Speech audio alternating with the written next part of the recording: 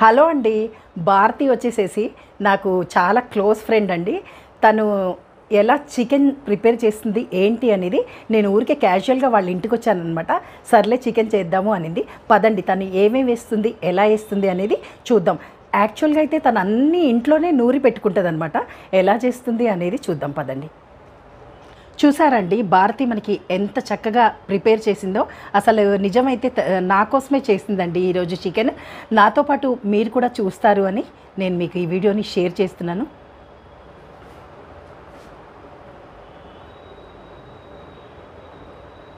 భారతి ఇంత మంచి చికెన్ నాకు చక్కగా ప్రిపేర్ చేసి చూపిస్తున్నందుకు చాలా థ్యాంక్స్. మీరు ఎలా ఫీల్ అవుతున్నారు? నువ్వు వచ్చి నువ్వు నా చిన్ననాటి ఫ్రెండు, నువ్వు వచ్చేలాగా నేను చేసినటువంటి చికెన్ని వీడియో చేసి యూట్యూబ్లో చూపిస్తున్నందుకు నాకు చాలా ఆనందంగా ఉంది. ఇంకా నేను ఎన్నో వీడియోలు చేసి నీ యూట్యూబ్కి పరిచయం చేస్తాను. ఇలా వచ్చినందుకు నాకు కూడా చాలా ఆనందంగా ఉంది. Thank you very much.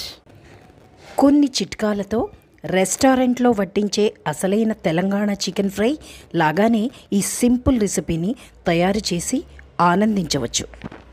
ఈ రెసిపీని ఎలా తయారు చేయాలో ఈ వీడియోలో చూడండి.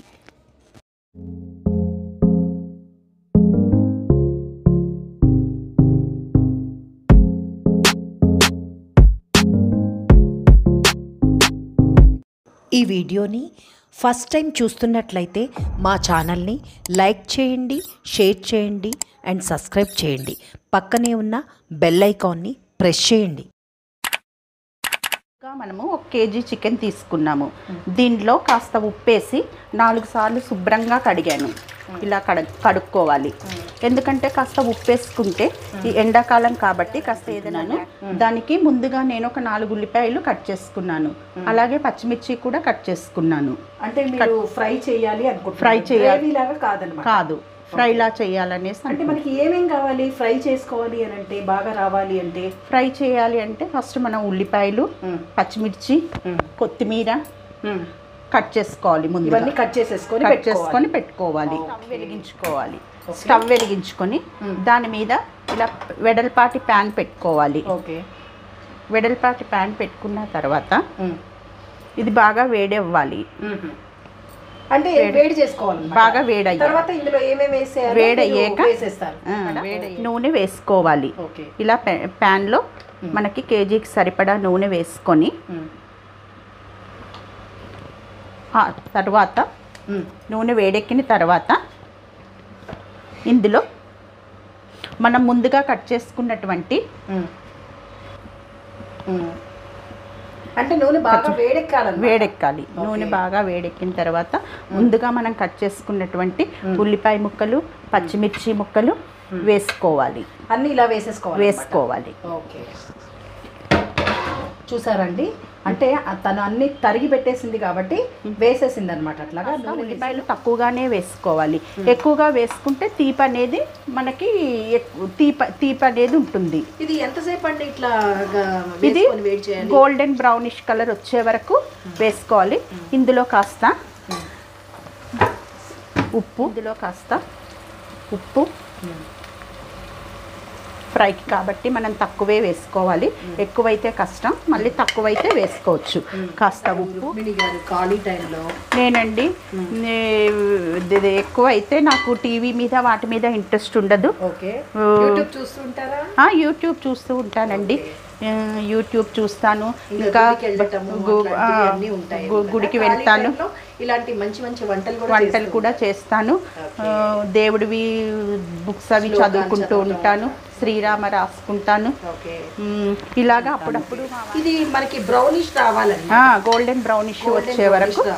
అల్లం వెల్లుల్లిపాయ వేసేస్తే అదే ఆటోమేటిక్గా కాస్త ఉప్పు, అల్లం వెల్లుల్లిపాయ వేసేసరికి ఈ కలరు అనేది మనకి వచ్చేస్తుంది. మనం ఇంట్లో చేసుకున్నాం కాబట్టి అల్లం వెల్లుల్లిపాయ స్మెల్ బాగుంది. మనం ముందుగా శుభ్రం చేసుకున్నటువంటి చికెన్ని ఇప్పుడు గోల్డెన్ బ్రౌనిష్ కలర్ వచ్చిన తర్వాత ఈ చికెన్ని ఇందులో వేసుకోవాలి. కొద్దిగా వేసుకుంటూ అలా కలుపుకుంటూ ఉండాలి. కలుపుకుంటూ ఉంటే నూనె, అల్లం వెల్లుల్లిపాయ, ఉప్పు పసుపు దీనికి బాగా పడుతుంది. అంటే మన క్వాంటిటీ కేజీ తీసుకున్నాం కాబట్టి దాని ప్రకారం నూనె వేసి బ్రౌన్ వేపాడు చూసారా. ఓకే, అలా వేగుతుంది అనమాట. ఇలా వేపాలి. ఇలా మనం తిప్పుకుంటూ ఉండాలి. మసాలా వేసుకున్నాము, కారం మసాలా వేసుకున్న తర్వాత ఇదిగో ఈ విధంగా మగ్గిపోయింది. చికెన్ మొత్తం ఉడికిపోయింది. దగ్గరికి ఇలా అవ్వాలి. ఫ్రై అంటే మరీ లూజ్గా కాకుండా టైట్గా కాకుండా ఇలా ఉండాలి. తర్వాత ఇంకా అయిపోయినట్టే, చికెన్ అయిపోయింది. చివరిగా మనం ఇందులో ముందుగా కట్ చేసుకున్నటువంటి అయిపోయింది కదా.